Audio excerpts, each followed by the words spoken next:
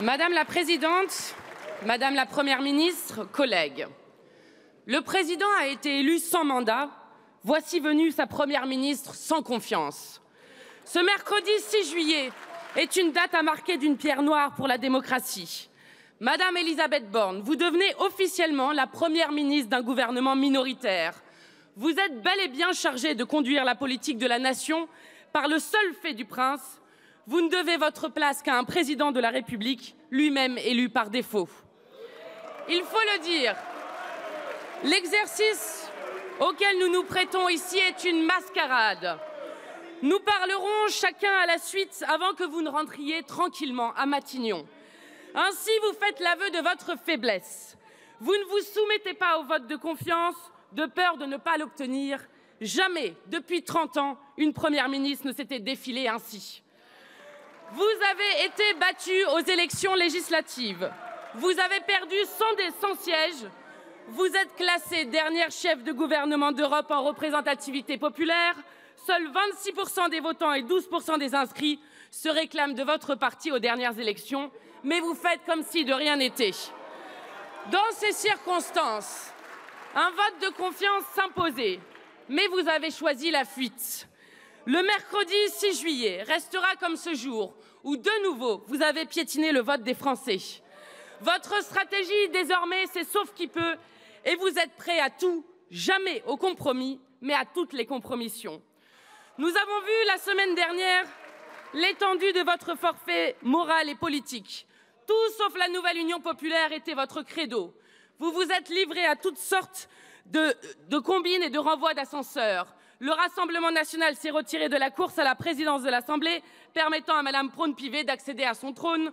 Le lendemain, des députés de vos rangs ont élu 2 membres d'un parti fondé par des SS comme vice-président de l'Assemblée. Vous ne vous en êtes pas caché, plutôt la peste brune que le contrôle fiscal. Quoi de plus normal quand vous partagez un programme libéral au service de l'oligarchie? Alors oui, nous déposerons une motion de défiance. C'est ce qui se produit lorsque l'exécutif n'écoute que lui-même. Il est temps de vous apprendre le sens du mot démocratie que vous détestez et que vous ne tolérez que lorsqu'elle vous est favorable.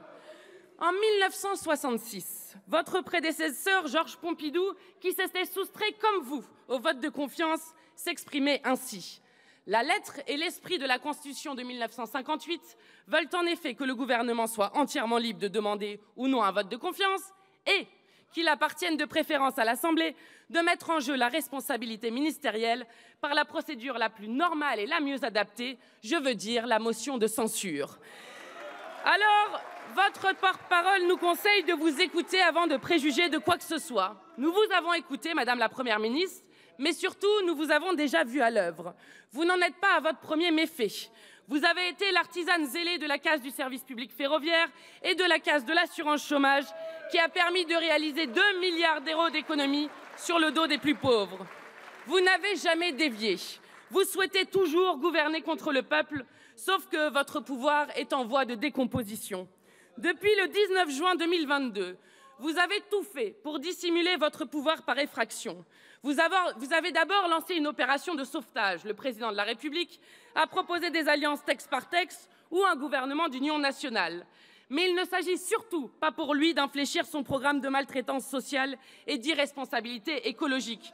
Non, puisqu'il a reçu, dit-il, une légitimité claire sur le fondement d'un projet clair. Là encore, vous refaites l'histoire. Emmanuel Macron n'a pas été élu par adhésion à son projet. Il a été élu face à l'extrême droite. Les citoyens avaient le choix entre le pire et le pire du pire. Ils ont choisi le pire. Malgré tout, Emmanuel Macron ne veut rien lâcher de son programme impopulaire. Dorénavant, tout sera comme auparavant. Pour lui, l'élection législative n'a jamais eu lieu. Comme toujours en Macronie, l'essentiel est de simuler la démocratie pour mieux la bafouer. Le président a faim d'engager les discussions. Désormais, la balle serait dans le camp des oppositions. Il nous incomberait à nous de nous situer par rapport au parti majoritaire, qui n'est à présent plus majoritaire. En d'autres termes, soit nous avalisons la guerre sociale, la retraite à 65 ans et le conditionnement du RSA au travail gratuit, soit nous sommes une minorité de blocage. Soit nous sommes de votre côté, c'est-à-dire contre le peuple, soit nous sommes pour l'intérêt général, donc pour vous, hors du champ républicain. Votre ministre de l'Intérieur nous désigne comme des ennemis. Là encore, vous avez en horreur tout ce qui s'apparente à une opposition démocratique et fait vivre l'alternative dans ce pays.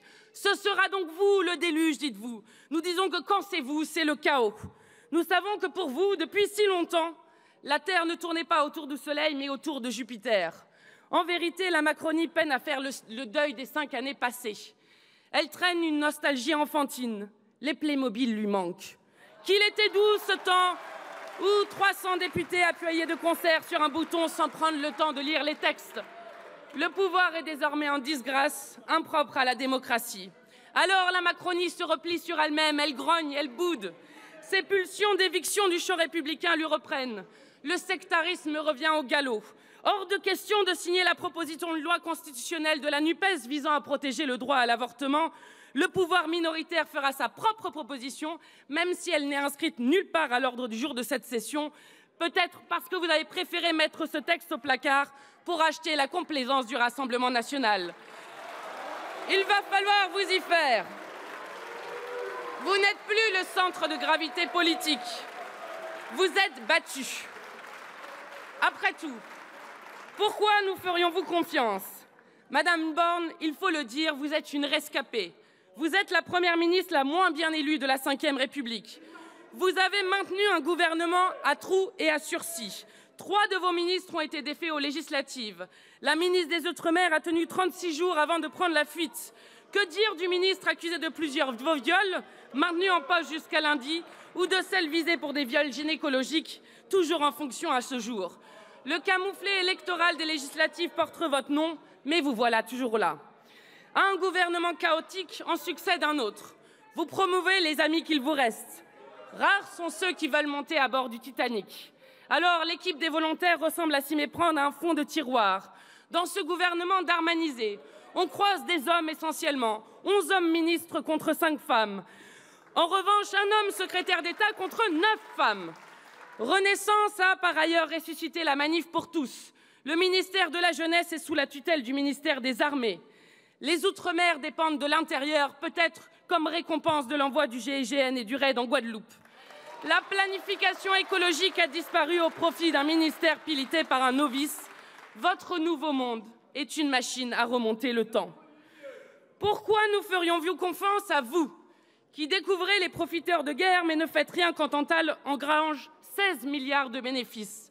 Vous qui présentez des mesures sociales inférieures au niveau de l'inflation.